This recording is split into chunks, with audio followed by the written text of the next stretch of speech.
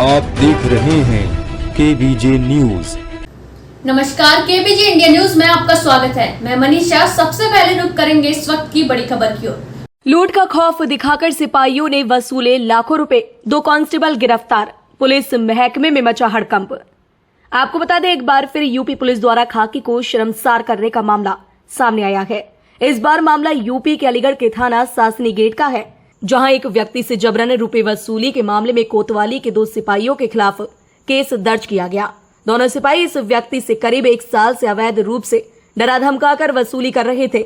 वहीं एसएसपी अलीगढ़ ने मामले को गंभीरता से लेते हुए एसपी सिटी से मामले की जांच कराई। जांच में आरोपी सही पाए जाने पर थाना सासनी गेट या कोतवाली के बजाय क्वारसी थाने में शनिवार रात को आरोपी सिपाहियों के खिलाफ अवैध वसूली आदि धाराओं में मुकदमा दर्ज कराया गया, जहां मुकदमे के आधार पर दोनों सिपाहियों को रविवार को रिमांड मजिस्ट्रेट के समक्ष पेश किया गया, जहां से दोनों को अंतरिम जमानत भी मिली।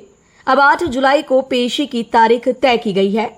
आपको बता दें, थाना कोतवाली क्षेत्र के निवासी पीड़ित आमिर ने मुकदमा दर्ज कराते हुए बताया कि उसके परिवार पर अभी तक किसी भी तरह का कोई आपराधिक मामला नहीं है।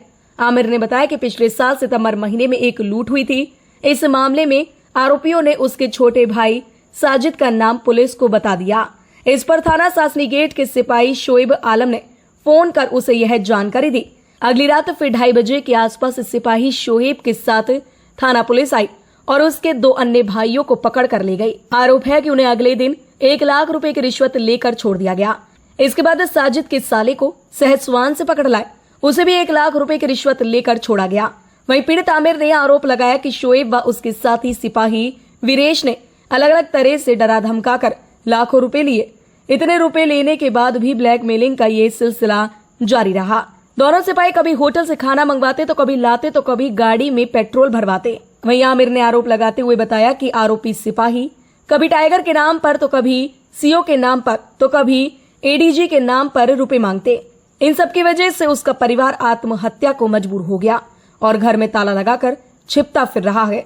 हिम्मत कर उसने इस मामले की शिकायत एसएसपी से की और साक्ष्य बतौर कॉल रिकॉर्डिंग भी दिखाए। ये एक शुएब नाम का एक सिपाही था, वो मेरे पास आया था। आमिर, तेरे भाई का नाम साजिद है? मैंने कहा हाँ, मेरा नाम भाई साजिद है। तो बोले साजिद का नाम है लूट में, साजिद कहाँ है? तो मैंने कहा वो सहसवान गए हैं, उनकी सास की आज बरसी है। तो अच्छा, बरसी है। तो उन्होंने कहा मुझसे शुएब ने अपने भाई को मोबाइल बंद करा देना। ठीक है। और बोले तुम शाम को शमशाद पे आना। मैं आऊँ कि हाँ मैं ठीक है आ जाऊँगा। तो मैं शाम को शमशाद पे गया और बोले कि ऐसे तो बात है और तुम अपना भी मोबाइल बंद कर लेना, तो रात को तुम्हारे पास कॉल वॉल आएगी। फिर मैंने ठीक है, तो मैंने अपना वहाँ से मैं आने के बाद मैंने मोबाइल बंद कर लिया। मोबाइल बंद करने के बाद में उसी रात को फिर मैंने मोबाइल खोल लिया 15 मिनट बाद ही। मोबाइल बंद करने के बाद में एकदम बोले तूने मोबाइल को खोल लिया? मैंने वो खोल लिया। मैंने मोबाइल खोलने के बाद में फिर बंद करा। फिर मैं सो गया 1 बजे करीब। 1 बजे सोने के बाद में मेरे भाइयों को 2 को, राशिद भाई को, सुहेल को ले गए, दोनों को छोड़ ले गए थाने। वहाँ से एक जैद को भी ले आई थी सहसवान से। जैद को लाए थे, जैद मेरे भाई के साले का लड़का। तो पहले तो जैद को छोड़ा 1,10,000 में और 1 लाख रुपए में मेरे भाई को छोड़ा, दोनों को। बस उसके बाद क्या था, मुझसे कहा तुम्हें थाने आना है, तो मैं थाने जा। मेरे पास वीरेश सबसे ज्यादा आता था। मेरे पास वीरेश की कॉलिंग की रिकॉर्डिंग भी है, कॉलिंग भी है, उसकी नंबर भी है।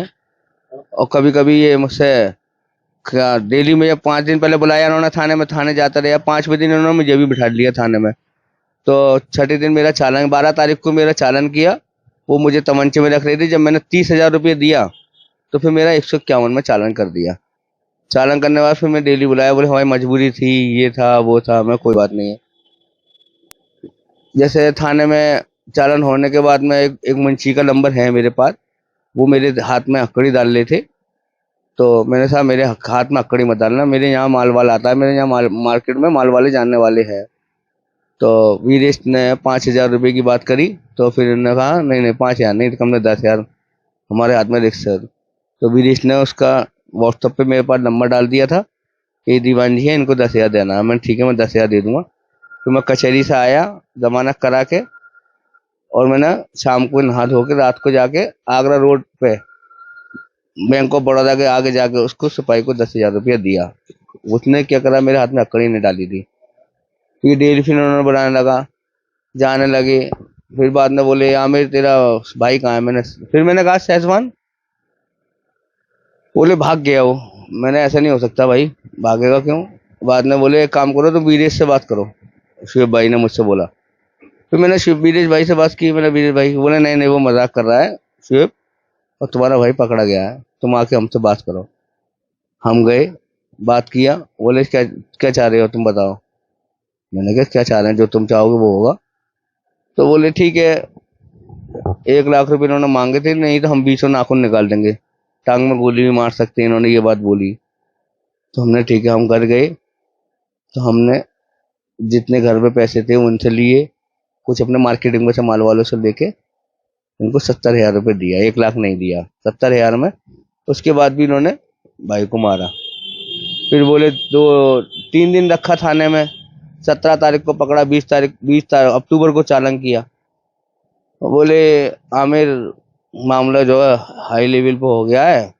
तो हमने सीओ साहब से बात किया। सीओ साहब ने भी कहा है और इंस्पेक्टर साहब ने कह दिया कि छोटा सा चालान करके भेज दे रहे हैं हम इसको। 151 में तो नहीं भेजेंगे, 120 भी बताया था। बोले 2-4 दिन में जमानत हो जाती है। हाँ नहीं, 120 लूट वूट नहीं दिखा रहे हैं हम, खाली 120। हमें तो पता नहीं था। फिर हमने कहा ठीक है। बोले एक काम करो 50,000 रुपये ले आओ। मैंने ठीक है। बोले 50,000 यहाँ देना, बाकी अलग साइड से देना। मैं ठीक है।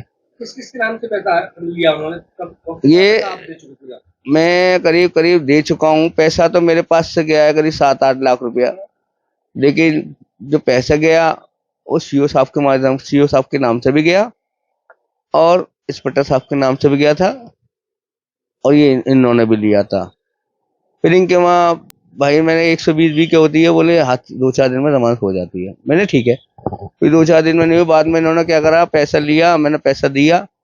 पैसा वीरेश ने लिया अपने हाथों में, और वीरेश परसों ये बात क्वारसी पे भी बोले कि हमने 40,000 लिया था, इससे ज्यादा नहीं लिया था। हमने 20-38,000 तुम्हारे भाई पे रिकवरी दिखाई थी, 2,000 हमने ले लिया। अच्छा एक चीज बताइए, अलीगढ़ में और किस किस अधिकारी के नाम से सामान या पैसा लिया या सामान दिया? नहीं सामान तो पैसा तो कोई नहीं लिया, सिर्फ सामान जाता था, वो भी टाइगर के नाम से जाता था। मैं नहीं जानता टाइगर क्या है, कौन है, मतलब नहीं है मेरा। और इसके अलावा कौन अधिकारी था? एक एडीजी नहीं, उनके नाम के ताले वाले गए थे, सामान गए थे बस। और खाना तो कभी सीओ साहब के बच्चे आ गए हैं, कभी नए इंस्पेक्टर साहब आए हैं अभी सातनी गेट पे 2-4-5 महीने पहले, उनके नाम से भी 1-2 बार खाना गया था बस। कितने महीने से खाना खिला रहे हो आप? मैं ये समझ लो अक्टूबर से मैं चालू हूँ, और आज तक से अब जाके बंद हुआ। मैं कभी किसी अधिकारी के वहाँ नहीं गया, मैं तो खाली वहाँ जाता था, ये ले लेते रास्ते में खाना मुझसे। क्या बोल के लेते थे? क्या मतलब खाना ये जाना है, आपका क्वालिटी से खाना आना है, क्या फला रेस्टोरेंट से खाना आना है, आज सीओ साहब की वो हम गेस्ट आ गए हैं वहाँ जाना है। कभी इंस्पेक्टर साहब की फैमिली आ गई है, तो कभी टाइगर के वहाँ ना हम लेट हो रहे हैं, जल्दी आओ, भौजाई नाराज हो रही है। मैंने क्या भौजाई क्या होता है, क्या क्या दिमाग खराब हो गया।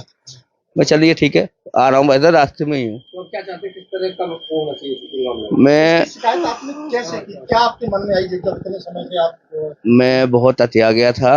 कभी कभी मैं गुजरात जाता हूँ, चेन्नई जाता हूँ, पुणे जाता हूँ माल लेने, तो कभी कभी सोचता था ट्रेन में से कूद जाऊं, लेकिन परिवार का ध्यान आता था कि माँ है, 2 छोटे। देखिए एक घटना पिछले साल सितंबर में हुई थी, लूट की घटना, जिसके संबंध में कई जो अभियुक्त थे उनकी गिरफ्तारी की गई थी। उसी घटना का हवाला देते हुए कुछ 2 सिपाही थे सासनी गेट थाने पर, जिनके ऊपर आरोप लगाया गया था कि उन्होंने कई उच्च अधिकारियों का नाम लेते हुए जो अभियुक्त गण थे उनके परिवार से कुछ पैसे लिए और जो है उनको डराया धमकाया। इसी संबंध में जब जांच की गई तो प्रथम दृष्टया पाया गया कि इन आरोप में कुछ आधार है। तो इसी संबंध में क्वारसी थाने पर इन दोनों पुलिसकर्मियों के विरुद्ध अभियोग पंजीकृत किया गया। उसी में उनको रिमांड ली गई और उसमें उनको अंतरिम बेल दी गई है। 8 जुलाई को दोबारा सुनवाई की जाएगी। अच्छा साहब, एक सवाल उठता है, जिस तरह से मुख्यमंत्री कहते हैं जीरो टॉलरेंस की बात, डीजी कहते हैं जीरो टॉलरेंस। थानों के आसपास कोई दलाल नहीं भटकना चाहिए।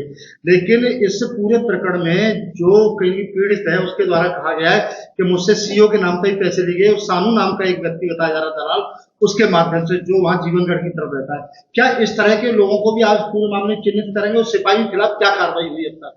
देखिए, जो भी अभी मुकदमा लिखा गया है इसमें विवेचना भी की जाएगी। जो भी सम्मिलित हैं सिपाहियों के साथ उनको भी इनमें प्रकाश में लाया जाएगा और उनको भी दंडित किया जाएगा।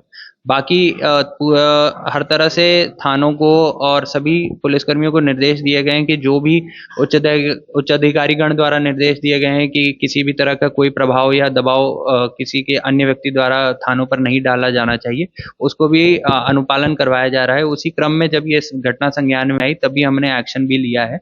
उन सिपाही कर्मियों के खिलाफ विभागीय जांच भी की जाएगी और विभागीय कार्रवाई भी उनके विरुद्ध अमल में लाई जाएगी। खबरों में अब तक के लिए बस इतना ही। ताज़ा खबरों की अपडेट के लिए हमारे चैनल केबीजे इंडिया न्यूज को सब्सक्राइब करें, खबरों को लाइक करें और शेयर करना ना भूलें। तब तक के लिए नमस्कार। देखते रहिए केबीजे इंडिया न्यूज।